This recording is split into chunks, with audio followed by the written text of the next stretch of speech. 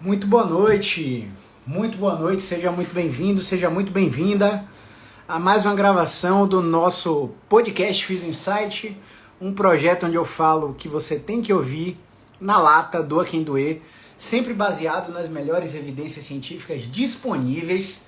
E hoje é o episódio 7 ou 8, já me perdi nas contas.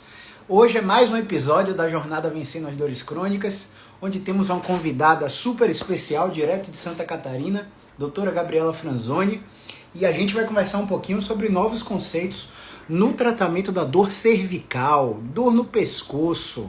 Muita gente sofre disso.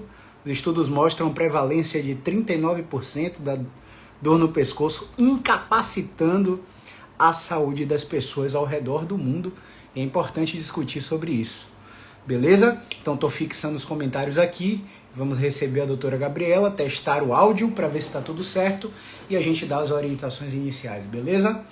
Gabriela já mandou o convite aqui. Let's go. Aceitei aqui, vamos ver se vai, Gabi. Aceitar. Gabriela, você me escuta? Escuto. Maravilha, seu áudio está ok também. Seja muito bem-vinda, muito obrigada pelo tempo da sua agenda badalada de São José e Florianópolis para falar aqui comigo um pouquinho. Muito importante ter vocês aqui nesse projeto, tá bom?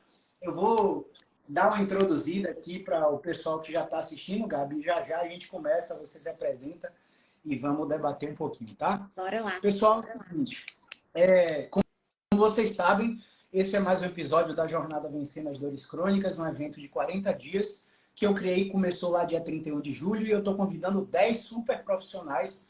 Deu uma caída aqui porque eu recebi uma ligação, esqueci de botar no modo avião, coisas do ao vivo. Tô de volta, Gabi? Tá de volta. Maravilha. Então, já tem várias aulas liberadas para você no grupo do Telegram. Basta clicar no link do perfil, no botão da jornada e assistir todas as aulas anteriores, onde falamos sobre dor lombar, sobre sono, sobre dor na coluna do idoso. Enfim, tá super interessante o conteúdo e o material gravado está lá dentro do Telegram. Se você tiver qualquer pergunta para mim ou para a doutora Gabriela ao longo da live, você pode clicar aqui no botão comentar e soltar sua pergunta aqui nos comentários, beleza? E se você for mais envergonhado, não quiser aparecer, você clica aqui nesse botão de interrogação no canto inferior direito e manda a sua pergunta oculta. Vamos responder a sua pergunta sem te identificar, beleza? Ao lado desse botão da interrogação tem um aviãozinho. E se você acha que algum vizinho, parente ou colega sofre com dor no pescoço e precisa dessas informações, você clica nesse avião e encaminha para quem você acha que precisa ouvir, beleza? Gabriela, por favor, de onde você é? Me fala por que você escolheu a fisioterapia, com que você trabalha. Conta aí sua jornada, Gabriela, por gentileza. Vamos lá então. Eu sou de Florianópolis, né, Santa Catarina, nascida e criada, como a gente costuma dizer. Opa, eu virei minha câmera aqui. Normal, coisa de ao vivo. E aí, né, atualmente moro e trabalho em São Joaquim, uma cidadezinha aqui na Serra de Santa Catarina. Eu vou frequentemente para Florianópolis e São José fazer atendimentos, então acabo indo para lá e para cá ainda nesse período. Vamos lá. Por que eu escolhi a fisioterapia? Tem uma história assim aí. Eu, durante a minha adolescência e tudo mais, eu nunca fui muito boa em esportes nem nada, mas eu acabei me identificando com a dança. Então, eu fazia parte de grupo e companhia de dança, a gente participou de festivais de Joinville e tudo mais. Então, eu tive muito contato com o movimento. Gostava muito dessa área, mas não me identificava com a educação física, assim, para fazer isso de faculdade, né? Não era meu desejo. E eu sabia que eu queria alguma coisa na área da saúde, fui buscando, estava pensando na fisioterapia, até que quando eu tinha ali uns 17 anos, bem época de vestibular mesmo, estresse, bombando, aquela coisa toda, eu tive minha primeira crise de dor lombar com um travamento. E aí tive bastante dificuldade para continuar ali fazendo minhas atividades na dança e tal. E na equipe que a gente dançava, tinha uma fisioterapeuta. Eu acabei indo primeiro para o médico e tudo mais. Na época, ele me indicou para fazer fisioterapia. E aí eu fui fazer com ela. E aí eu fiquei sabendo um pouquinho mais sobre a físio, né? E aí acabei decidindo de vez ir para essa área. Lembrando aí, acabei migrando por várias áreas dentro da fisioterapia. E hoje em dia trabalho com tratamento de coluna, tratamento de dor, né? Dores crônicas. E é basicamente isso. Me encontrei depois de uns tempos atuando em outras áreas. Na minha família temos vários casos também aí de crises de coluna, hérnia de disco e tudo mais. Então, é bom sempre a gente também... é mais uma motivação para a gente querer estudar, se aprimorar, para até trazer benefícios para quem está em volta da gente. Além de todos os pacientes, é claro. Maravilha. É engraçado porque a história da maioria dos fisioterapeutas que eu convidei aqui é mais ou menos essa, né? Claro, guardado suas devidas proporções, mas a gente sempre tenta melhorar alguma coisa em nossa vida para depois tentar transferir esse conhecimento para a vida do outro, né? Como vocês sabem da história, minha mãe tem fibromialgia e aí a gente começou a se especializar em dor, para tentar sanar um problema interno, né? Até que eu tive um episódio de dor também torácica, com várias barreiras de recuperação, que a gente vai falar um pouquinho aqui. E é muito parecida a história nesse sentido, né? De querer melhorar alguma coisa interna para depois transferir o conhecimento aos outros. Mas, enfim, eu queria que você falasse um pouquinho, Gabi, na sua experiência, né, sobre o que é dor cervical e já faz o link diretamente com a correlação entre os exames de imagem desse caminho comum que os pacientes com dor no pescoço costumam seguir, né? Então, a dor cervical, é que muita gente, né? Bastante gente hoje já tem esse conhecimento, mas tem muitos pacientes que ainda não. Dor é basicamente a dor no pescoço, né? Toda essa região aqui que a gente tem. Pode ser irradiada, então muitas vezes ela sai do pescoço, irradia para o ombro, para o braço. Pode ser irradiada muitas vezes do pescoço, vem para a cabeça e acaba gerando dores de cabeça, mas não é bem o foco que a gente vai trazer aqui. E o caminho mais comum é, né, que eu vejo muito nos pacientes, achar que deu um mau jeito, fica ali às vezes com dor, passa, volta, aí vai procurar um médico, o médico pede um exame ou uma ressonância, aí acha um monte de coisa, acha desgaste, acha às vezes hérnia de disco, e aí começa aquela bola de neve toda que a gente está bem acostumado, né? Então,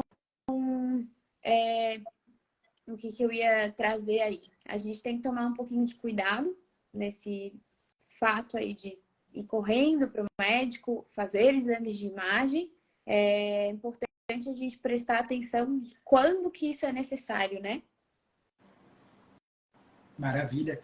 É engraçado porque esse trajeto natural, né, como eu falei em algumas lives aqui, que já tem 2 décadas de pesquisas científicas mostrando custo-efetividade do tratamento da dor no pescoço, não só no pescoço, né, dor no pescoço, dor na lombar, onde os pacientes que vão fazer o exame de imagem, comparados com os pacientes que vão direto na fisioterapia, têm uma recuperação muito mais rápida e diminuem a chance de ter barreiras para se recuperar, né, por causa daquele laudo que geralmente gera um sentimento de ansiedade, de catastrofização e por aí vai. Mas o grande lance é que quando a gente manda aquelas imagens, quando o paciente traz essa colinha de exame de imagem, eles mostram mais ou menos as curvaturas da coluna cervical, né? E aí o paciente vem com aquele paradigma. Eu tenho ATM! Eu tenho lordose! Pelo amor de Deus, Gabi, esclarece para a galera aí como é essa questão das curvaturas e por aí vai. É bem isso, assim, essa semana eu tive um episódio com um paciente bem interessante para falar sobre isso, que chegou com uns raios-x de cervical. Na verdade, chegou com a famosa pastinha de exame que tinha ressonância e raio-x, acho que do corpo inteiro. E aí nem sabia, tinha coisa até de raio-x de pulmão e tal, mas trouxe para eu olhar, trouxe a pastinha toda ali, o kit todo, e a gente deu uma olhadinha, claro, a gente faz sempre, né? Olha, explica ali para o paciente o que está acontecendo ali, o que é relevante, que na grande maioria dos casos, muita coisa que tem ali não é relevante, então a gente dá aquela acalmada ali no paciente. Mas um dos fatos foi que daí ele trouxe da cervical e comentou, ai, porque me falaram que eu tenho o pescoço retificado, e aí isso gera dor e tudo mais. Então, uma coisa que é importante a gente saber é que toda a nossa coluna, né, não só a cervical, não só o pescoço, vai ter fisiologicamente curvaturas. Ela não vai ser completamente reta ali. Só que tem pacientes que vão ter essa curvatura um pouquinho aumentada, não aumentada de uma forma, como é que eu vou dizer, ruim, né? Tem um pouquinho a mais, tem gente que vai ter um pouquinho a menos, como uma característica. Ninguém vai ter a coluna completamente igual ao do outro. Só que na grande maioria dos casos, isso não gera nenhum problema. É só uma característica. E é claro, a gente verifica isso nos exames, porque ali aparece tudo que basicamente o médico lá que vai fazer o laudo enxerga. Então, tudo que é de bom, tudo que é de ruim, tudo que é de característica. Nem sempre, e aliás, não dá pra gente fazer essa correlação, né? Tipo, ai, tá mais retificado, então é por isso que tá causando a dor. Porque a gente vê muitos casos de pacientes que têm esses mesmos quadros e não tem dor. Exatamente. Então, a gente precisa desmistificar muito essa questão, né? A gente tem uma curvatura natural da coluna cervical, que é a lordose, né? Que é essa curvatura, mais ou menos eu vou exagerar aqui para que vocês visualizem, antecipando a minha cabeça lá na frente, você tem uma curvatura assim na minha coluna cervical. E essa curvatura é natural. Mas se eu fosse assim, nada não tem relação, né? Como a Gabi disse, né? Não quer dizer que é por isso que o cara tem dor, ou porque ele fica o tempo todo assim no celular, olhando para baixo, e aí se corrige para tentar ficar no celular. E na verdade essa correção é o que provavelmente perpetua a dor, né? Então tem um mecanismo que a gente chama de comportamento mal adaptativo, que acontece muito em pessoas com dor cervical, que eles acham que precisam se proteger porque está sobrecarregando o pescoço e acabam se mantendo ereto o tempo todo. Essa ativação muscular excessiva gera esse comportamento mal adaptativo e o cérebro fica entendendo, ó, tem algo de errado ali e fica disparando dor. Eu gosto de falar que a dor é uma projeção do cérebro no lugar que dói. Oi? A dor é uma projeção do cérebro no lugar que dói. A dor crônica, né? Aquela que passou de 3 meses. Então, não necessariamente é porque você tem algo de errado no pescoço ou porque o exame que a Gabi explicou aí mostrou, tá? Agora, Gabi, você falou assim, numa questão de... É importante ficar ligado nos sinais de que se precisa de um exame de imagem, ou nos sinais de que realmente o problema daquele paciente com dor no pescoço é grave, né? Explica pra gente quais são esses sinais e fala um pouco da avaliação desse paciente com dor no pescoço. Certo, então vamos lá. Sinais de quando é indicado o exame de imagem queda, trauma, acidente, isso a gente não pode nem questionar, né? Então, caiu, bateu, levou uma pancada na região, essas coisas a gente precisa, de fato, um acidente, né? De fato, precisa de um exame de imagem para descartar uma fratura ou uma lesão mais grave, que pode ter acontecido nessa pancada, nessa queda, enfim. Mas, tirando isso, a gente só vai, e eu digo a gente como profissional de saúde, não necessariamente só a gente, né? Deveria só indicar quando a gente desconfiar de alguma coisa um pouco mais séria, né? Então, como é que a gente pensa um pouquinho nisso? A dor tá ali, ela não vai ser um motivo para esse exame ser necessário, somente a dor, né? A gente precisa de sinais neurológicos, então, um formigamento que não passa, com uma perda de força, talvez no membro, né? E aí a gente fala mais na região do membro superior, porque a gente está falando de cervical, associado a uma piora progressiva, muitas vezes com piora progressiva, e às vezes os pacientes ficam com confusão quando a gente comenta isso, que eu já notei, alguns me perguntam.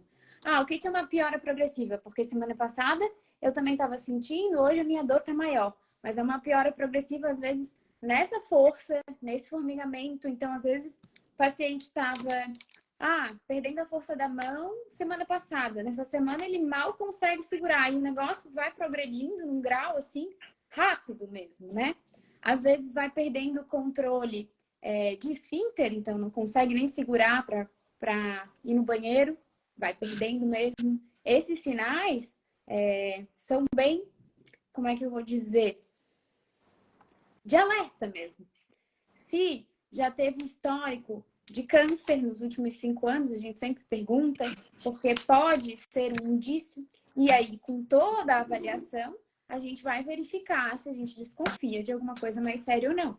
Porque pode apresentar esses sinais, mas durante a avaliação, às vezes, a gente até conversou sobre isso, acho que essa semana, né, Caio? Às vezes esses sinais, eles estão ali, mas durante a avaliação na fisioterapia, às vezes a gente coloca um movimento para um paciente e esses sinais regridem, ou às vezes melhoram de uma forma muito rápida. Nesses casos, a gente consegue ver essa melhora e às vezes nem precisa, né, desse exame de fato. Então, falando um pouquinho da avaliação, a gente precisa ir, falando em dores crônicas, né? Paciente com dor crônica na cervical. A gente vai precisar entender toda a história desse paciente. Então, a gente vai precisar conversar para entender como é que começou a dor, né? Que momento da vida ele estava naquele momento ali, como é que estava a situação. Vai precisar saber um pouquinho de como está o sono, de como são a rotina desse paciente, se faz atividade física, se usa medicação, se já fez algumas cirurgias, como é que está a movimentação desse paciente, falando de cervical, né? Se ele consegue fazer os movimentos básicos sem sentir dor ou se aumenta muito a dor. A gente faz testes de inervação para ver como é que está o comportamento dessa inervação, dentre vários outros fatores. A avaliação costuma ser muito completa porque tem vários fatores que podem influenciar nessa dor. Não vai ser uma única causa que a gente vai ali e acha. Dores crônicas, a gente sabe hoje que tem vários pilares. A dor de forma geral, né? Não é só o físico. Então, não é só porque tem alguma coisa ali naquela cervical. A gente tem outros fatores que a gente também precisa entender. Às vezes tem até alguma coisa na cervical, né? Às vezes o cara tá com realmente uma hérnia, beliscando o nervo, transferindo a dor para o ombro, para a escápula, para o braço, só que já passou tanto tempo em sofrimento, maltratado, não procurando um tratamento baseado em ciência, que o cérebro já modificou a estrutura e a função. E uma dor que era nociceptiva, mecânica, química, inflamatória, se torna uma dor nociplástica. Ou uma dor que era nociceptiva inicialmente, maltratada, vira neuropática, e o componente neuropático começa a agravar. Do nada, o paciente está com uma dor desproporcional ao estímulo e está com um padrão misto, neuropático e nociplástico. Então, é aquela coisa que a gente sempre fala, pessoal. Tudo que a Gabi está falando é para atentar vocês de que, olha, tenho dor, preciso ir no físio logo. Porque tem essa história natural que a gente sempre fala, né? 6 semanas, você pode segurar a onda. 72 horas a 10 dias começa a remissão. 6 semanas, a maioria esmagadora, 60%, melhoram sem fazer nada, sem tomar remédio, sem fazer fisioterapia. Passou de 6 semanas e você não melhorou, meu amigo, não deixa passar de 12. Quer dizer que se passar de 12 não vai ter jeito? Não. Vai ser mais difícil, vai ser mais complicado, vai ser mais demorado. Vamos precisar de outros profissionais em conjunto com o seu tratamento. Mas tem jeito, tem como controlar. Essas dores refratárias a diversos tratamentos aí, é porque o paciente começou o tratamento errado e não é culpa do paciente, não. Às vezes o paciente fez uma cirurgia desnecessária, como eu estou acompanhando um paciente que fez 11 cirurgias de coluna. E aí aquela cirurgia entra em síndrome de falha e o paciente começa a piorar gradativamente, frustração, desesperança, enfim, é uma merda, como fala aqui na Bahia, né? Então a gente precisa se atentar aos sinais do que a Gabi falou. Olha, não sofri trauma que é do acidente, não estou com infecção, não tenho febre junto com a dor, né? Não perdi peso sem razão, não tenho histórico de câncer pregresso, não perdi força na mão ao ponto de copo cair da minha mão porque eu não tenho preensão, né? Eu não adormeci o braço progressivo. Eu tô com muita dor, vou para emergência, não quer dizer nada. Caio, é fácil para você falar. Eu sei que é fácil para mim falar que eu não tenho dor. Sei que é fácil. mas a gente sabe que a intensidade da dor, por mais que seja no TED, seja a pior experiência de dor vivida por você, não quer dizer gravidade da lesão. Na verdade, em prevalência, a gravidade, menos de 3%. Então, para você encontrar alguma coisa grave, você tem que examinar 250 mil pessoas em exames de imagem. Então, a gente precisa... E aí, eu não vou entrar muito nisso, que a Gabi vai falar agora, sobre os fatores que influenciam a dor, que a gente precisa se atentar para esses fatores que influenciam, porque isso pode colocar você numa gangorra, né? Explica aí, Gabi, sobre esses fatores. Já vou trazer, só deixa eu dar uma ilustrada, Caio, que tu comentou aí dos pacientes que já fizeram um monte de coisa, já procuraram um monte de coisa, e cirurgia e tudo mais. Eu atendi essa semana uma paciente que tem dor há 15 anos e ela já passou por procedimento cirúrgico. E daí, quando ela veio agendar a consulta comigo, na verdade, ela veio perguntar se eu fazia... Eu nem lembro que técnica era, mas ela me perguntou de uma técnica específica e veio me dizer que ela já tinha feito osteopatia, quiropraxia, busquê, RPG, pilates, de tudo. E continuava com dor. E daí eu expliquei para ela que não é dessa forma que a gente trabalha e tudo mais, né? Porque a gente precisava avaliar além disso, né? E aí, no caso, é uma paciente que ficava buscando várias coisas para melhorar, mas ninguém parou para olhar o todo. Porque ela mesma, quando a gente pergunta, eu pergunto muito para o paciente, né? O que tu acha que está acontecendo contigo para tu estar com dor há tanto tempo? E ela me falou, eu acho que tem bastante estresse relacionado, né? Daí eu parei, ó, e aí? Então, ninguém parou para prestar atenção em como estava a parte de ansiedade, de estresse, de emoções dessa paciente que estava há 15 anos com dor. É lógico que vai ter uma influência. Eu falo muito para os pacientes que a gente é um ser único, integral, não tem como eu separar meu corpo físico das minhas emoções. A gente é um só. Então, as emoções que a gente sente e tem vão influenciar na dor. E não é aquela história de coisa da nossa cabeça, né? É fisiológico isso. Nosso cérebro ali liga no 220 e as coisas vão acontecendo. E aí temos esses fatores de estresse e ansiedade que influenciam. Temos estresse, ansiedade, emoções como um todo, né?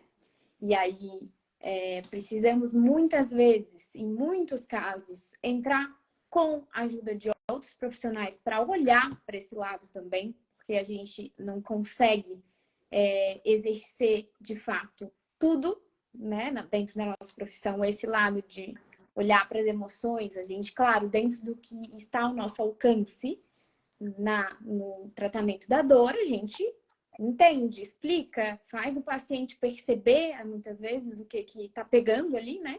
Mas, em muitos casos, a gente vai precisar de um auxílio externo aí. Maravilha. E isso aí que você fez é uma coisa que eu tenho feito muito, Gabi, que é o silêncio constrangedor, né? Uma grande profissional aí ensinou esse processo para a gente e parece que é uma arma que revela o mundo da vida do paciente, né? Porque, na real, o que eu tenho percebido é que as pessoas sabem o que as afetam, né? Só que não tenha, não sei, eu não sei dizer o que é, mas eu acredito que as pessoas sabem o que as afetam e ficam, tipo, negligenciando aquilo, sabe? Deixando para lá, não deve ter alguma outra coisa, algum outro remédio, alguma outra cirurgia. Mas a verdade é que a gente tem pego cada vez mais pacientes que precisam de nós e de psicólogos juntos, né? Pacientes que estão passando por divórcio, luto, divisão de bens, de herança, fim de uma empresa com quebra de sociedade. Enfim, é um negócio assim que a gente não pode mais negligenciar. Estamos em 2020, já sabemos disso há no mínimo 4 décadas, que os fatores psicológicos, né, emocionais afetam a dor. E negligenciar isso vai gerando uma porrada de mitos, né? por exemplo, você está vendo aqui essa cadeira, né?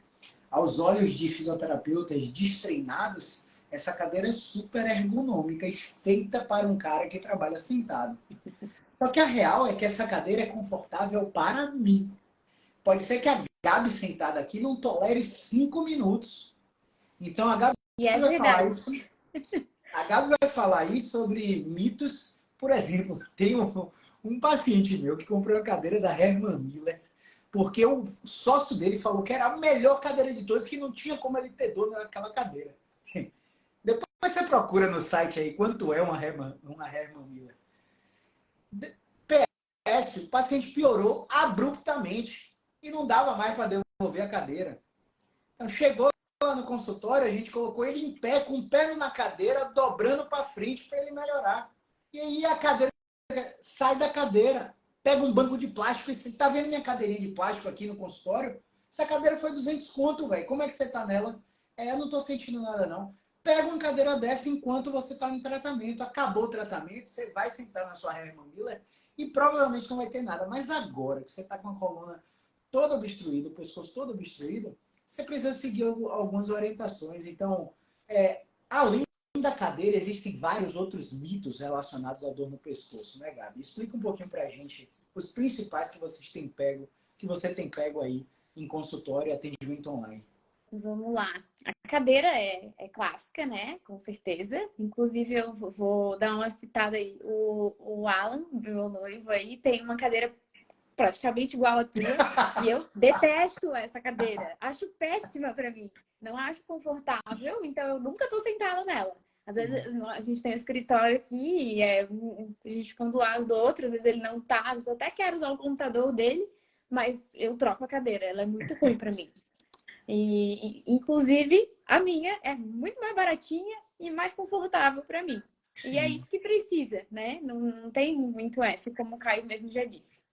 Outro mito que sempre aparece é: ai, acho que meu travesseiro tá causando dor no pescoço. Qual que é o melhor travesseiro para quem tem dor no pescoço? E essas histórias todas, né? Então, voltamos a dizer, não existe travesseiro ideal. O travesseiro tem que ser confortável para você, né? Eu peguei um paciente outro dia que usava travesseiro um pouco mais alto por conta do refluxo. E daí ele estava achando que era o travesseiro mais alto por conta do refluxo que estava causando a dor no pescoço dele. Só que ele já tinha dor no pescoço muito antes do refluxo. Só que ele nem se atinava, assim, né? Então, claro, a gente foi conversando e aí com as perguntinhas chaves ele foi se dando conta. Hoje em dia está sem dor, está sem medicação e tudo mais, e continua usando o travesseiro mais alto por conta do refluxo que ele ainda tem, né? Ele está em tratamento também, mas o travesseiro não mudou. Então, o travesseiro é uma clássica. Outra clássica que a gente tem eu acho que, bom, o Caio já até citou, né? O celularzinho. Então, os pacientes às vezes acham que eu uso muito celular, então eu fico muito assim, então eu preciso achar um meio para fazer diferente. Daí, às vezes, compra aqueles, ou um tripé, ou aqueles equipamentozinhos para deixar o celular na frente, mas aí fica ali também todo travado para não ficar com o pescoço assim. E aí gera todo um processo, todo um problema. Maravilha. Tem alguns pontos para destacar aí nessa questão que a gente levantou, Gabi. Primeiro, travesseiro e possíveis bloqueios de movimento, que a gente discutiu com a Letícia na semana passada, né? Depois, dor no pescoço associada a refluxo. Olha que louco. Depois, celular e como isso surgiu. E aí a gente falou de que mais? Travesseiro, celular, cadeira. Esqueci qual foi outro mito, mas tinha que trazer mais um que eu esqueci. Mas ao longo da live a gente vai lembrando. Sim. Vamos apresentar. Acho que eu tô com Alzheimer, viu, galera? Vamos falar primeiro dessa questão da dor no pescoço e refluxo. Ó que louco. Vamos supor que esse paciente tem um bloqueio de movimento no pescoço e ele não consiga inclinar para a esquerda. Ponto. Todos os 8 movimentos do pescoço estão livres, completos e sem dor, mas a inclinação para a esquerda está assim. E a direita está lá, a orelha no ombro. O cara está fazendo contorcionismo, o cara parece que é um artista circense. E aí você vai e coloca ele para deitar com o lado esquerdo para baixo. Lado esquerdo para baixo, que é o trânsito gastrointestinal tolerável para o refluxo. Esse paciente não vai sentir nada. Mas vamos imaginar o contrário, ele está obstruído para o lado direito, ele precisa de um travesseiro alto para o lado direito, porque o peso da cabeça vai para o lado da obstrução e o lado direito acentua o refluxo. Eu tenho uma dupla apresentação clínica de bloqueio de movimento com uma dor viscerossomática. Olha que louco. Esse raciocínio te permite agir nas duas instâncias, mesmo que na instância do refluxo não seja prioritário. Porque o pescoço tem um nervo muito lindão, chamado nervo frênico, e um outro nervo que passa por ali, chamado vago, que vai para todo o sistema gastrointestinal. Então é possível, não estou dizendo que é sempre que vai acontecer, que a Gabi esteja tratando esse paciente aí e o cara melhore do pescoço e do refluxo. E pare de tomar omeprazol. Já aconteceu comigo milhares de vezes. São dados omitidos pelo paciente em consulta, que no fim do tratamento você vai dar alta, doutor, melhorou aquela questão que eu tinha zumbido no ouvido, melhorou aquela questão do refluxo. Será que seu tratamento teve a ver? E aí a gente faz toda essa explicação. Então, fisioterapia ela pode ir muito além. Essa questão do travesseiro, obstrução, a gente matou com isso aí, né? Porque às vezes o paciente está muito obstruído nas inclinações e talvez uma posição de conforto seja travesseiro alto, travesseiro baixo, mas não é regra para todo mundo, né? É conforto, como a Gabi disse. Mas E a assim, questão... Caio, desculpa. Mas é que costuma ser muito indicado, né? Travesseiro alto para fazer refluxo. Com certeza. E essa questão do celular, ó que louco como surgiu, Gabi. Não sei se você tem conhecimento disso, mas um engenheiro britânico começou a fazer análises computadorizadas em softwares que previam o peso da cabeça em determinadas angulações. E baseado em uma análise robótica, presumiu-se e foi divulgado em grandes mídias no mainstream que você ficar com a cabeça assim usando o celular, a cabeça vai ter 25 quilos, vai sobrecarregar a cervical, vai gerar hérnia, e começamos a criar robozinhos eréteis que não podem mal mexer o pescoço por causa de uma projeção de uma análise de computador. E aí eu gosto muito de mostrar um vídeo que um cara africano está colocando uma moto na cabeça e subindo a escada com a moto para botar a moto em cima de um ônibus. E os estudos cadavéricos mostrando que para começar a lesionar o pescoço, você tem que exercer 250 quilos de força no pescoço em um cadáver. Imagine em uma pessoa viva que tem todas as ações musculares protetivas para aquela circunstância. Então, assim, eu espero que com essas informações vocês tenham quebrado completamente esse mito de que é travesseiro que vai melhorar a sua dor, é colchão que vai melhorar a sua dor, é cadeira, é uso de celular, é posição da cabeça, né? E a questão da postura, Gabi, como é que você vê isso em relação a essa dor no pescoço? Olha, do mesmo jeito, né? Eu acredito. Depende.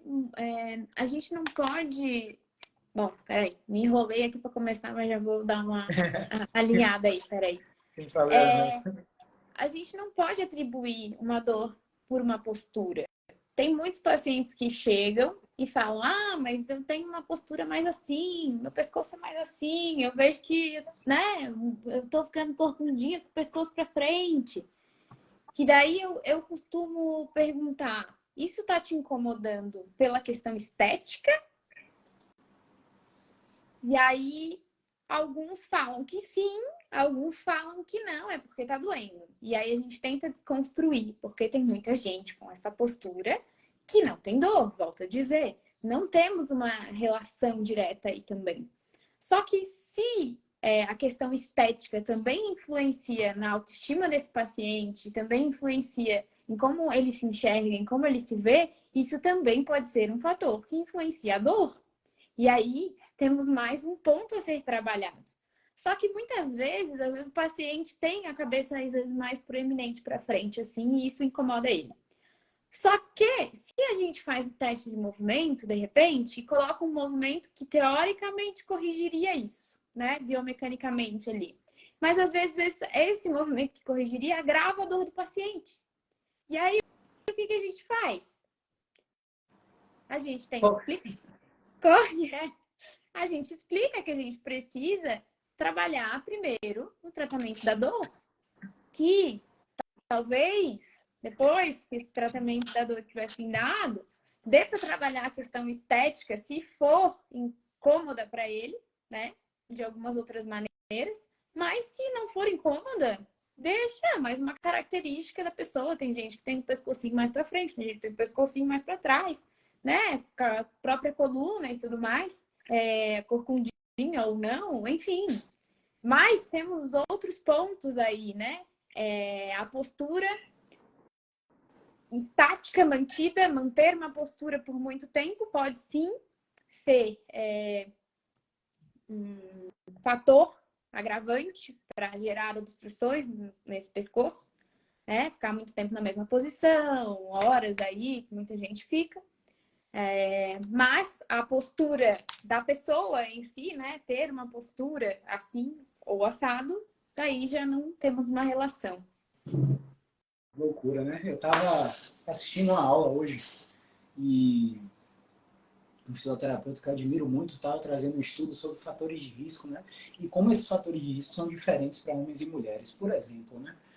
Muito paciente com dor cervical chega para a gente falando: oh, eu tô com uma super tensão muscular aqui, meu trapézio tá duro, parece um cimento. Coloca aquela agulhinha, faz aquela liberação, solta aquele trapézio, e aí o grande lance é que essa percepção de tensão existe em quem tem dor e quem não tem dor.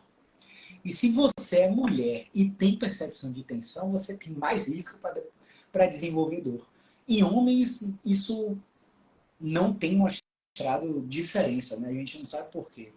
Mas, assim, é muito importante a gente explicar para os pacientes que tudo isso que eles pedem para a gente fazer, massagem, liberação ventosa, agulha, eles podem fazer por si mesmos.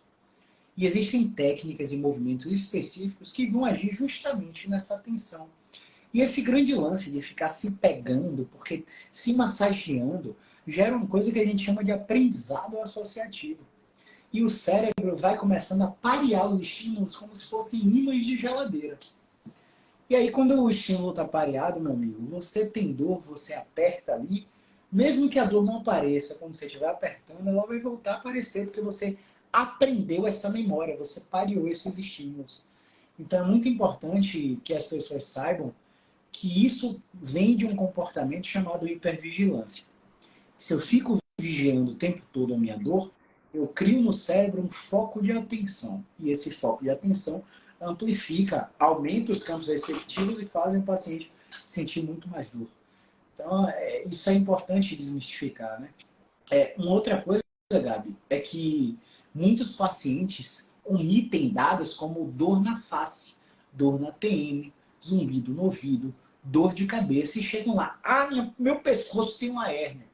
Só que eles não sabem que aqui tem um gânglio chamado cérvico trigeminal. E se ele estiver afetado, o paciente pode mimetizar uma dor no trigêmeo, uma dor na face, uma dor de cabeça e tudo isso que eu falei. Então, seu pescoço pode sim estar envolvido nisso aí. E aí eu queria lembrar também, antes de você falar sobre o tratamento em específico, que a gente atendeu numa Hot City uma das alunas, né? A Letícia, lá de Minas Gerais. E o atendimento dela foi feito ao vivo e a gente percebeu que, posturalmente falando, ela tem o que a gente chama de cucurute, que mais ou menos é o que a Gabi explicou sobre a questão estética e a questão clínica, né? Às vezes o paciente tem um montinho aqui e ele está ali no seu tratamento para querer corrigir aquilo. E a gente só precisa mesmo distribuir o movimento para ela frequentar aqueles movimentos que ela não está frequentando. O cucurute não vai sumir. Só que a dor do paciente, como vocês estão vendo na Letícia, está diminuindo progressivamente. O cucurute dela está lá bonitinho. Né? Então a gente tem que diferenciar essa questão. Né? Gabi, eu queria que você falasse antes de tratamento aí sobre uma dúvida que há. Cadê? Luciene, não sei se a Luciene ainda está na live. Boa noite, vem para a Serra do Cipó. Não sei onde é isso. Tem um histórico familiar, hoje tenho tido dor lombar, inclusive estou com dificuldade de intestino preso. Mas, assim, Serra do Cipó. Vamos supor que seja muito longe da gente, Gabi. Será que ela precisa sofrer tanto só porque está longe da gente? Explica aí, Gabi, por favor. Não, de jeito nenhum. Inclusive, essa semana eu comentei no meu próprio Instagram sobre isso. A gente faz atendimento online, é super possível, super viável. Eu tô com alguns pacientes em acompanhamento online que já estão aí 100% sem dor. É muito tranquilo. Por quê? A base do nosso tratamento é com movimento ou algumas orientações que o paciente consegue fazer sozinho, né? Na maior parte do tempo. E por que disso?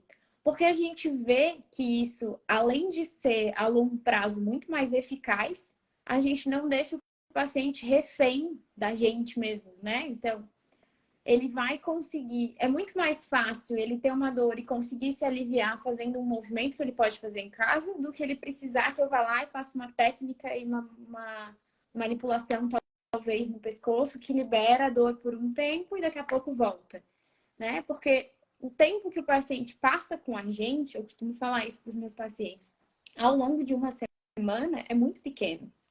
Claro que o que a gente faz ali é importante, muitas vezes é a direção que o paciente vai precisar para seguir no resto da semana ali dele.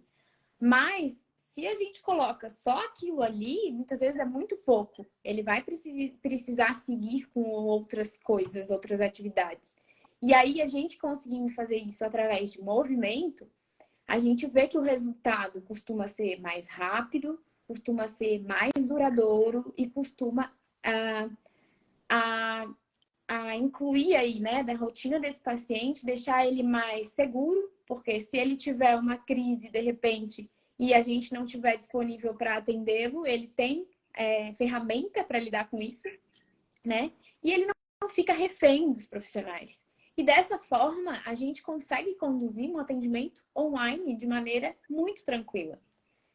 Volto a dizer, eu estou atendendo alguns de forma online, eles já estão 100% sem dor. O Caio tem aí uma vasta experiência de atendimentos online também.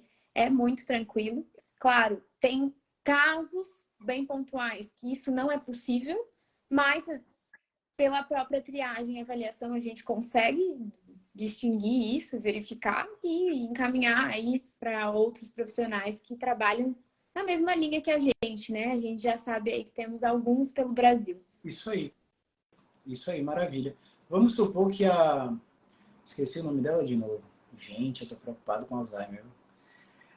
Luciene. Vamos supor que a Luciene tivesse em crise de dor no pescoço e marcasse uma avaliação com a gente.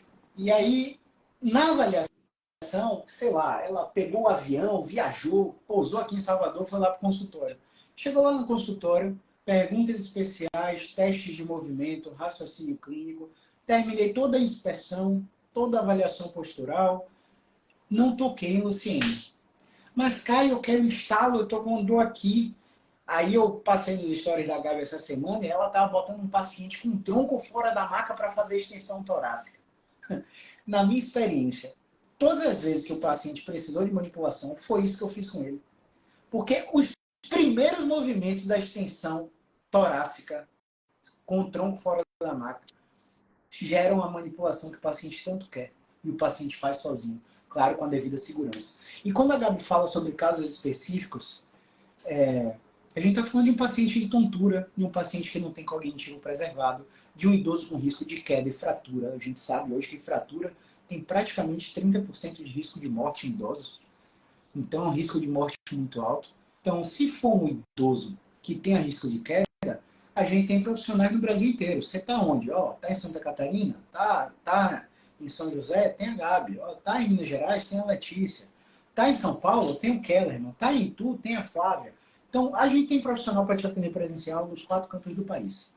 Mas, se mesmo assim você não está em uma das cidades que a gente tem profissional, não hesite, velho. Porque para dor crônica, dor que está mais de 3 meses, não tem diferença do atendimento presencial para o atendimento online.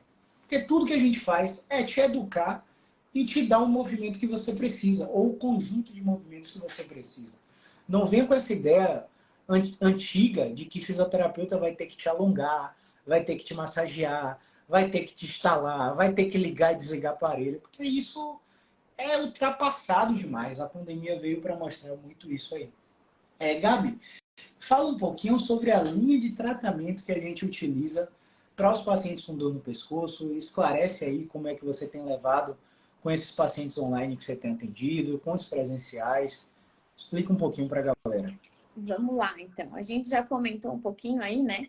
Mas a base de tratamento de dores crônicas vão se dar com movimento, exercício, né? Claro, não é qualquer movimento, não é qualquer exercício, porque a gente até já comentou aqui hoje que pode ser que tenha movimento que agrave a sua dor. E aí a gente vai ter que entrar com outra linha, movimentos e exercícios que tragam uma melhora. E aí a gente vai ter, dentro desse processo todo, vários pilares, né? Falei um pouquinho do exercício. Vai depender muito do que a gente encontra. Tem pacientes que a gente encontra um único exercício, um único movimento, uma única direção, que melhora absurdamente o paciente, e a gente vai seguir naquela direção. Vai ter paciente que tem um quadro mais complexo, digamos assim, e a gente vai precisar trabalhar uma rede, um conjunto de exercícios de uma amplitude média para que a gente ative aí substâncias endógenas, substâncias analgésicas para essa dor começar a diminuir e a gente conseguir trabalhar outras questões. Mas o tratamento em si passa por movimento, por exercício. Até porque, né, nós somos fisioterapeutas, é com isso que a gente atua. Mas não só. Outro pilar muito importante no tratamento é a educação em dor. Então, o paciente precisa entender como é que é o processamento dessa dor, o que influencia, entender até, no caso dele, né, o que tem influenciado nessa dor, o que pode ser uma causa de um gatilho para uma crise iniciar e perceber isso, mas claro, de uma forma, eu costumo falar de uma forma mais tranquila, para não ficar hipervigilante também, procurando tudo que, não, isso aqui eu acho que vai me causar dor, e aí ficar naquela. Então, é uma linha tênue isso aí, mas é importante de a gente entender. Então, a gente precisa educar muito esses pacientes para eles entenderem que a dor, de fato, é multifatorial, então não vai ter um único causador e que a gente precisa trabalhar em tudo isso. Vai ter que trabalhar, muitas vezes, um pouquinho dessa parte emocional, se ela estiver influenciando de forma bem agravante na dor do paciente. Então, a gente já viu, assim, inúmeros casos de pacientes que conseguem até por si próprios ou com auxílio fazer uma associação. E toda vez que eu brigo com o meu marido, a minha dor ataca, eu entro em crise. Ou toda vez que eu me estresso no trabalho, brigo com o meu chefe, minha dor ataca e tudo mais. Então, aí a gente precisa entrar com um olhar para isso, muitas vezes aí com auxílio de outros profissionais, né? Um psicólogo, talvez. A gente precisa cuidar do nosso sono, porque a gente já sabe, e inclusive aí tivemos uma live há pouco aí com o Dr. Gabriel e o Dr. Caio, que foi excelente, trazendo a importância do sono na melhora da dor, né? Então, a gente já sabe aí também, paciente que não dorme bem, não dorme a quantidade de horas necessárias, que não entra em sono profundo, não vai ter aquela limpeza de toxinas que o cérebro faz, que remove todos os fatores que contribuem lá para essa dor estar se perpetuando. Então, a gente tem vários pilares no tratamento. Não é um só. Olha esse comentário aí. Ó que louco. Peraí que não estou vendo aqui. Acho que não está aparecendo para mim. Qualifísio Caraguatatuba, consegue ver? Não. Eu acho que os meus comentários pararam e não está aparecendo, não. O Qualifísio acabou de falar, meu paciente hoje teve crise cervical após receber a notícia que foi demitido. Então, imagina aí você sendo demitido hoje. Vamos supor que você não tem uma reserva de segurança para se manter por 6 meses ou mais. Você foi demitido hoje. O que vem automaticamente em sua cabeça? Escola dos filhos? plano de saúde da esposa? A esposa está grávida? Como é que eu vou pagar a mensalidade do aluguel que eu moro? Né? Tudo isso vem uma cascata de pensamentos automáticos em frações de segundos e o cérebro faz uma medida. Eu estou ameaçado ou não? Se eu estou ameaçado, minhas respostas ficam amplificadas. Inclusive o sistema de alarme e dor. Né?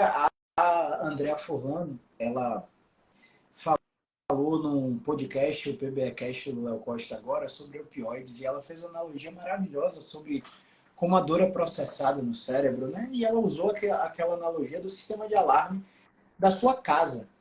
Né? A casa foi projetada para disparar o alarme quando ela é arrombada por um ladrão, quando alguém joga uma pedra para quebrar o vidro da sua janela. Mas um passarinho entrando na janela não é para disparar o alarme. Tocar a campainha da sua casa não é para disparar o alarme. O paciente com dor crônica cervical, tocar a campainha não só faz a buzina da campainha, como liga o ar-condicionado, todos os ventiladores, liga a televisão, liga o chuveiro com a resistência no mais quente possível e todos os dispositivos eletrônicos daquela casa são ligados com um simples estímulo que continua sendo o tocar da campainha. Então, achei essa analogia sensacional para você entender que na dor crônica cervical não é que tenha nada de errado com o seu pescoço internamente, como a imagem que a Gabriela falou no início, né? Mas um processamento anormal de todo o sistema, baseado no ambiente que você vive, nas relações que você tem e nas circunstâncias atuais. Né? Então, é muito complexo. E o que a gente está falando aqui, eu diria que é 5% do que a neurociência conhece. Ainda existe 95% do cérebro a ser desbravado, né? Então, tudo isso que a Gabi falou de tratamento é muito importante para você entender o que vem funcionando, o que vem funcionando e o que não funciona. Agora, o lance, Gabi, e aí eu já vou entrar fora do roteiro aí que você me deu, tá? Mas não vai ser nada demais, não. É que quando a gente estava falando sobre... Toda vez que eu falo de atendimentos online, né? Terapeuta manual fica doido. Mas fica doido. E o engraçado é porque eu assisto você desde que você não era dentro do nosso programa, né? E aí você veio da quiropraxia, Rei. Terapia manual raiz, sabe? E eu sofri uma transição muito grande dos pacientes ao retirar a osteopatia, que é uma terapia manual também, do tratamento deles. Hoje eu não lembro qual foi a última vez que eu usei osteopatia em um paciente meu. Então, como é que tem sido essa transição para você? E o que é que você diria para os profissionais da terapia manual não ficarem loucos? Porque, meu Deus, tá todo mundo atendendo online e eu preciso pegar no meu paciente e instalar, porque meu paciente não vai querer me querer mais se eu não fizer a terapia manual dele. Como é que você tem lidado com isso, Gabi? Vamos lá, a gente tem dois pontos aí, né? E eu já fui questionada muitas vezes em relação a isso com meus colegas de pós-graduação da quiropraxia, justamente por esse ponto, tá, como é que tu tem feito? Como assim, né? E aí, mas o ponto é, ao longo do tempo, a gente foi verificando que uma manipulação, e tem gente que é meio tarado por manipulação, né? Adora e tudo mais. A gente sabe que causa um estímulo lá no sistema nervoso central, que dá, né, um alívio, e é prazeroso para muitas pessoas, e tudo bem. Só que é um alívio momentâneo. E é isso que a gente precisa entender. A gente aqui está buscando por um tratamento que seja, de fato, duradouro para o paciente. Que não seja aquele alívio que ele tenha aquele alívio por uns dias, daqui a pouco volta, precisa voltar e fazer mais uma manipulação e alivia e volta e fica aquela coisa assim. Não é isso que a gente tem buscado, né? E aí a gente tem visto, né, que só a manipulação não é suficiente nesses casos. A gente precisava evoluir, então foi buscando outras formas de tratamento e foi buscando formas de tratamento diferentes que, de fato, temos mais resultado. Isso aí a gente não tem como discutir. Eu gosto de fazer manipulação, a gente brinca, gosto, não tem, imagina, a gente treinou isso por muito tempo. mas a gente usa quando é necessário, porque não vai ser para todo paciente. E assim, quando eu cheguei aqui em São Joaquim, aqui não tinha profissional que trabalhasse com quiropraxia. E, enfim, é uma técnica conhecida. Então, muita gente acaba vindo ainda me procurar. Ah, mas tu faz quiropraxia? Ah, eu quero marcar uma quiropraxia. E aí, volto a dizer, eu sempre questiono o paciente. Sim, eu tenho formação em quiropraxia, mas o que tu tá sentindo? Ah, eu tô assim, assim, assado, nananã. Daí eu falo, tá, tudo bem. Eu vou te explicar um pouquinho de como eu trabalho hoje. Né? E daí eu explico, e numa boa, assim, os pacientes acabam aderindo sem problema nenhum, porque eles estão buscando o resultado. Eles não estão buscando uma técnica. Eles querem melhorar, não importa o que tu vai fazer com eles. Eles até falam da técnica, né? Mas no fim das contas, o que eles querem é sair melhor do consultório, né? Não necessariamente imediatamente, mas Sim. que o tratamento tem perfeito, né? E eles falam da técnica muitas vezes porque alguém indicou, porque foi o que alguém ouviu falar, ele ouviu falar que era bom, ele viu um vídeo, achou que ia ser aquilo que ia resolver para ele. E aí ele busca por aquilo, porque ele muitas vezes nem sabe o que buscar. Mas quem é o profissional é a gente. A gente é que tem que orientar e dizer, ó, não, eu acredito que o melhor caminho para o seu caso é por aqui, por causa disso, disso, daquilo. E eu falo para os pacientes que questionam, não, eu não vou usar uma técnica de manipulação no teu caso, porque não é indicado, né? Não vai ser legal, eu acredito que teu resultado não vai ser bom. E foi hoje, inclusive, eu atendi uma paciente que me falou que fez 3 sessões de quiropraxia que as 3 vezes e desistiu, porque no outro dia ela não conseguia andar. Daí eu só olhei assim, respirei fundo, fiz cara de paisagem, né? Porque a gente não pode falar muita coisa, mas olha só. Então, tem casos que técnicas vão ser bem indicadas e tem casos que não. E cabe ao profissional decidir isso, não o paciente, né? O que eles querem é resultado, não uma técnica. Eles perguntam e buscam porque é o que eles ouvem falar, o que orientam para eles e tudo mais. Mas eu não vi diminuição de procura por conta de estar usando menos manipulação, de maneira alguma. Muito pelo contrário, né? A gente vai tendo mais indicação dos pacientes pelo resultado que a gente traz. E para mim, não tem diferença maior do que tu trazer esse resultado para os pacientes através de algo que seja relevante no processo deles, seja duradouro, que deixe eles independentes. Eu acho isso primordial. E é assim, eu gosto muito de usar a violação da expectativa na comparação, né?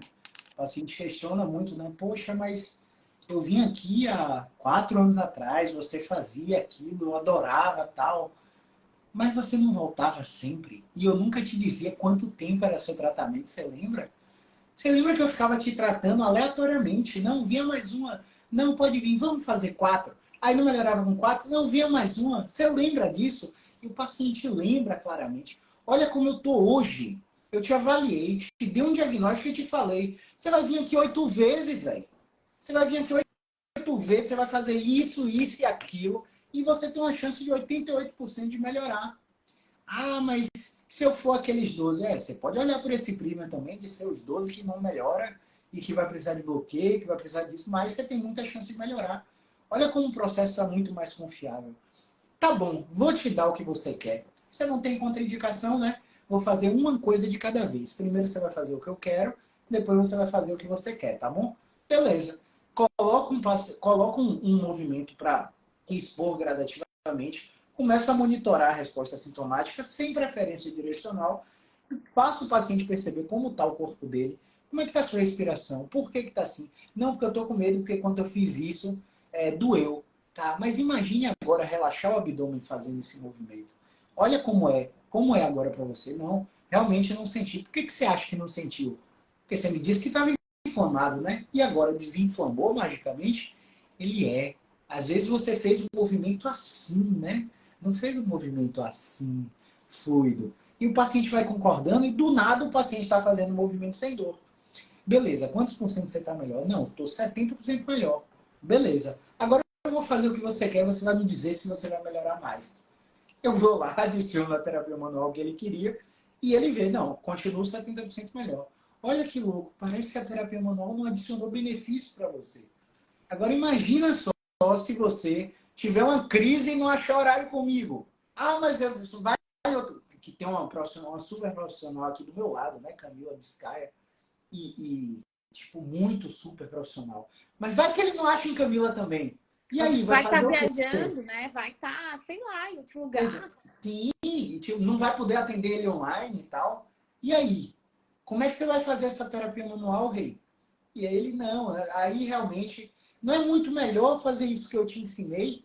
Se tu travar, você vai saber exatamente o que fazer, não vai precisar de mim nem de Camilinha.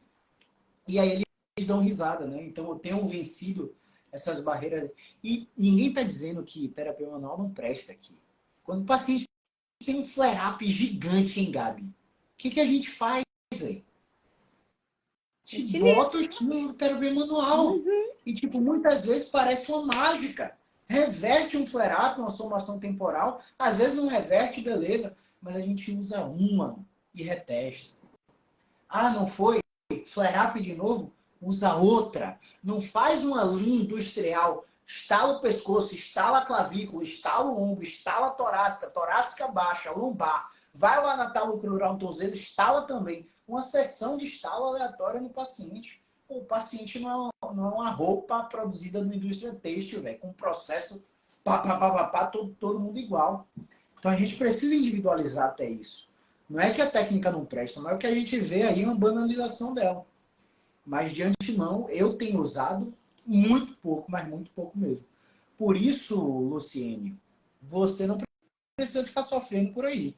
Você pode fazer um atendimento online e com certeza a Gabi ou qualquer profissional que passou por aqui na jornada vai saber te atender perfeitamente. Basta você ter internet, um celular, um lugar para sentar e um lugar para deitar. Nada mais do que isso, beleza? Enfim, Gabi, acho que finalizamos com sucesso aí. Eu queria que você deixasse duas considerações finais, uma para pacientes e uma para profissionais, beleza? Sem propaganda, por favor. É quase E impossível. não, sério, o que você falaria para pacientes que sofrem com dor no pescoço e depois o que é que você falaria para profissionais que tratam dor no pescoço? O que é que eles precisam se atentar nesse perfil de paciente? Certo, vamos lá. Para pacientes que sofrem de dor no pescoço, né? Costuma ser algo que a gente vai empurrando com a barriga. Eu já ouço relatos, né, todos os dias dos pacientes. Ah, achei que dei um mau jeito, dormi de mau jeito, acordei ruim, passa pela história natural, melhora, daqui a pouco dá de novo. Ah, acordei de mau jeito, isso vem se repetindo. E quando isso acontece, a gente vai vendo que a frequência dessas crises, às vezes, acaba sendo cada vez maior e com intervalo de tempo menor. Nesses casos, o quanto essas crises têm te atrapalhado, né, no teu dia a dia, para fazer as coisas que tu gosta, para fazer a tua atividade física, para tu render no teu trabalho? Quanto isso tem te atrapalhado? Talvez esteja tirando momentos da tua vida que sejam importantes para ti. Então, tem solução, tem forma de a gente melhorar isso e temos inúmeros profissionais aí que podem te ajudar. Então, eu sempre falo, eu costumo falar isso até nos meus reels aí, né? Eu sei que é muito difícil ser feliz com dor. Então, vamos tratar, porque vamos ser felizes, né, gente? E E em para relação aos profissionais que tratam dores no pescoço ou dores de forma geral, né? O Caio pediu aí para não fazer propaganda, mas é quase impossível. Estou aí participando da formação e tem sido, né? Foi e tem sido um diferencial enorme no meu tratamento, desde a forma como eu abordo um paciente até toda a esquematização de um tratamento, porque existe fatores que a gente vai estudando por fora, a gente consegue fazer isso. A gente sabe que tem influência de sono, tem influência de estresse, tem influência de ansiedade, a gente sabe que precisa educar o paciente, muita gente sabe disso. Mas como que a gente faz isso na prática, né? Porque na prática é diferente. Cada paciente vai ser de um jeitinho, tanto para a parte técnica quanto todas essas outras questões. E a gente precisa saber como abordar tudo isso. E com certeza a formação aí tem me trazido muita segurança em abordar tudo isso. Tanto essas questões de dores crônicas, quanto a questão até de ofertar um tratamento para um paciente. Porque muitas vezes a gente tinha dúvida de, pô, será que eu ofereço mesmo para o paciente? Mas, gente, o paciente ele precisa melhorar. Ele está ali deixando de ser feliz, de curtir momentos com a família dele, ele precisa melhorar disso para ele, é importante para ele. E por que eu não vou oferecer, de repente, né?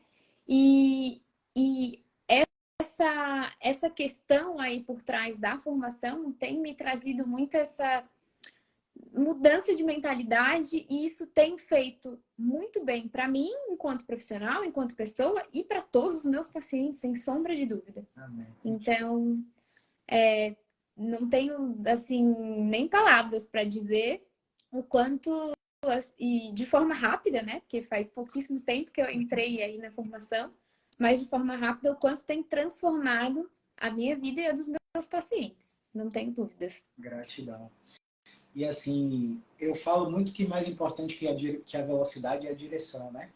Mas quando o cara tem vontade de botar velocidade no processo, acontece isso, né? Então você, assim como um aluno de Poços de Caldas também, devoraram o processo, tipo, eu abro a plataforma e vejo aqui o progresso dos alunos e, tipo, não há dúvidas, assim. A galera que está tendo resultado está com um progresso gigante lá dentro. E a galera que está cheia de dúvida, perguntando toda hora, quando você vai ver o progresso, meu Deus, está em 30% do curso, 44% do curso, é claro que não vai ter resultado, porque não está com fome, não está com sede. Às vezes tem um plano B, às vezes tem uma mãe para ajudar, um marido para pagar conta, uma esposa que está ajudando nas despesas, um segundo trabalho fora da fisioterapia, que está suprindo a demanda. Enfim, eu costumo falar para os alunos que, finge que o plano B não existe. Você não tem opção de dar errado. Se o cara tem a mentalidade plano A tem que dar certo, ele não insiste, ele persiste. E persistência é diferente de insistência. Assim como ambição é diferente de ganância. Então, esse já seria a minha consideração final para profissionais, né? E para pacientes, é o que eu falo sempre. Saúde, família, trabalho, não inverta a ordem. Muito paciente tem resistência em seguir o tratamento porque não tem tempo ou porque estão vivendo ou omitindo sua própria vida em detrimento do outro.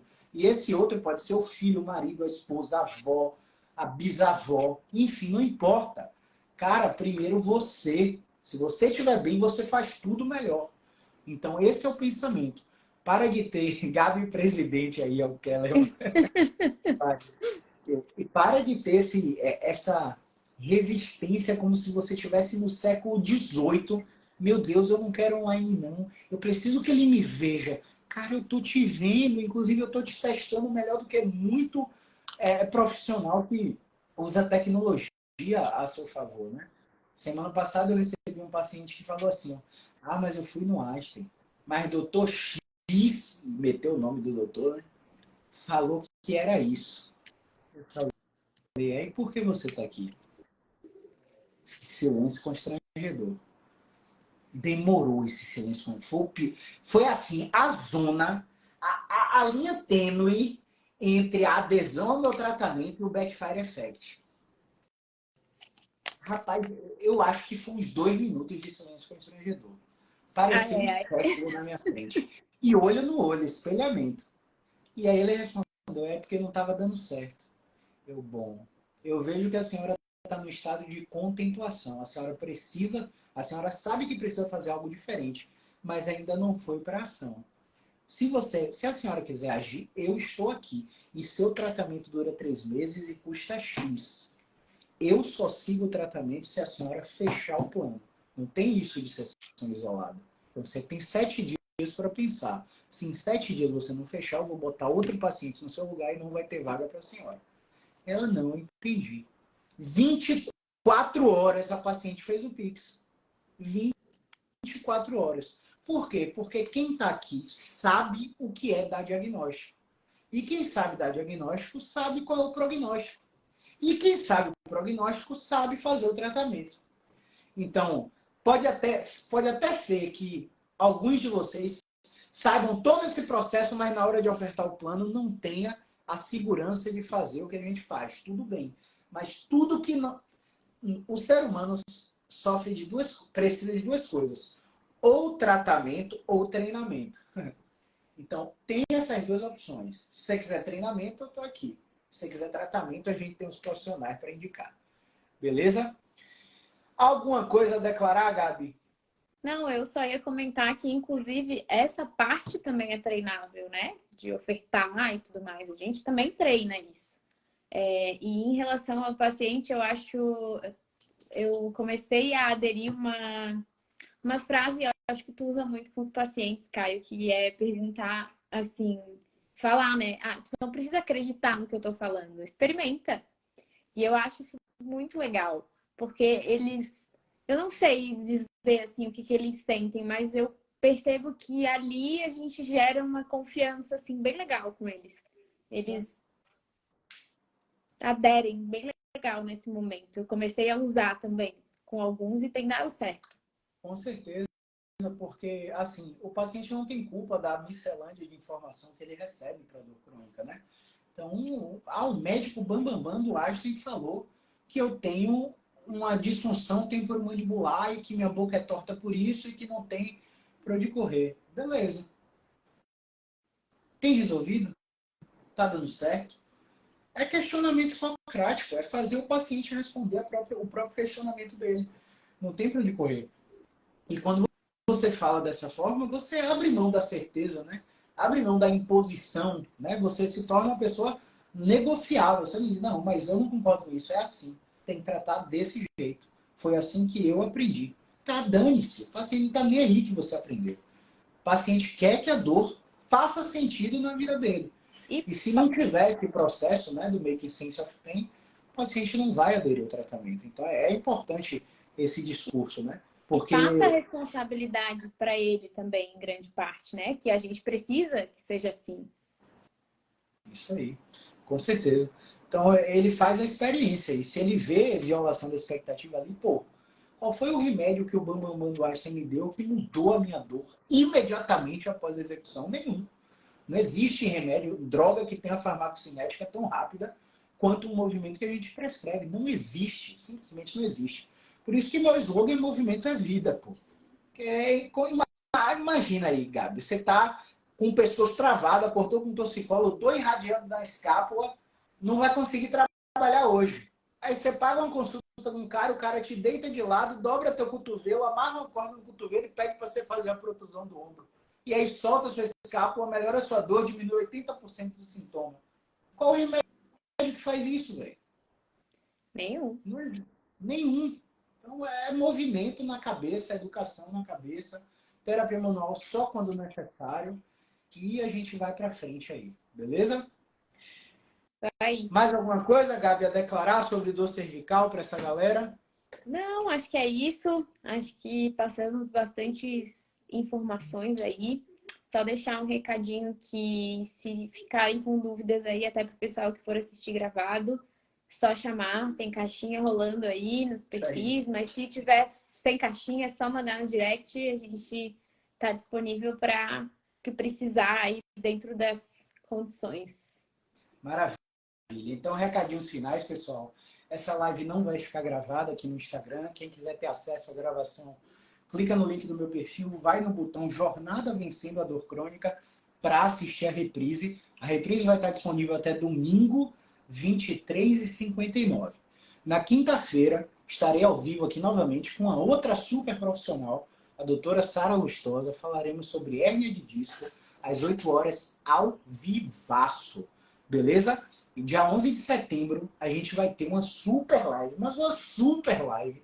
E às 8 horas, quando a gente começar a live, eu vou abrir as inscrições para todos os meus programas educacionais. Então, você vai ter 10 vagas para disputar dentro desse grupo do Telegram. Basta clicar no link e ficar lá e esperar o dia 11 de setembro, beleza? Tendo alguma dúvida sobre o tema ou sobre os programas, vai ter caixinha de perguntas agora nos meus stories e no stories da Gabriela, tá? Se você ficou envergonhado de me perguntar ao vivo, manda na caixinha que a gente responde, tá bom? Grande abraço, movimento é vida. Valeu, Falou, Gabi. Caio, brigadão. Valeu, Um abraço. tchau. Um abraço para todo mundo aí.